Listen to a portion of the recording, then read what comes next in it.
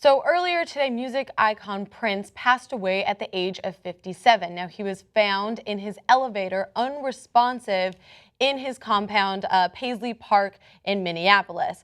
Now, during his lifetime, Prince won 7 Grammy Awards and earned 30 nominations. 5 of his singles topped the charts, and 14 other songs hit the top 10. He won an Oscar for Best Original Song Score for Purple Rain. Now, his cause of death is still unknown, but he earlier this month, he said he wasn't feeling well. He actually canceled a concert in Atlanta. Some days later, he did take the stage in Atlanta to perform, but after that concert on April 14th, the singer's plane made an emergency landing, so we don't know what that was about. Now, according to TMZ, just this weekend, he made an appearance at a $10 dance party near his home on Saturday to let fans know he was all right and recovering from an apparent flu that forced him to cancel these 2 shows.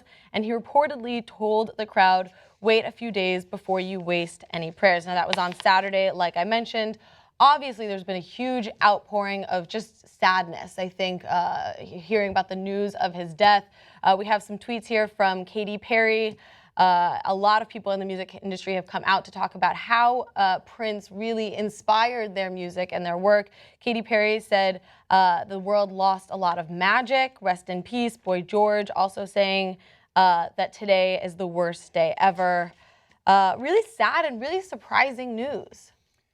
Yeah, so I don't know what's happening to all these 80s pop stars because they're not that old, right? Michael Jackson, obviously a unique case, but still Whitney Houston, now Prince. Freddie Mercury, yeah. Yeah, David Bowie, Freddie Mercury. Yeah, but they're a tiny bit older, right? And there are different circumstances there as well. But so this is a big one. Look, did I like Prince growing up? Sure, I listened to his songs. I grew up in the 80s, right?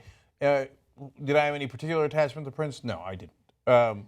But looking back on it, that guy was so unique that I only realized in hindsight that I could never really figure him out. Like, I'm not sure I ever knew whether he was black or white until Dave Chappelle started talking about him. Right? And I know that he's mentioned that before too. You know, am I, in one of the lyrics, something about, am I black or white? Am I straight or gay? Right? And by the way, I don't know that one either, and I don't know, right? Yeah. He's, I think, enormously straight in that he's been with many, many women, and then he became a Jehovah's Witness later in his life, and then made some comments against gay rights, which was unfortunate, right? But the guy created not only music but names, right? Yeah. And played instruments in a way that was enormously creative and unique, and was a kind of a bright light in the world, right? And I say that as a person that I'm not deeply appreciative of his art, but I get it, right? Like there was a guy who was clearly not like the other guys, right? And so and he drew a lot of people in with his art, his music.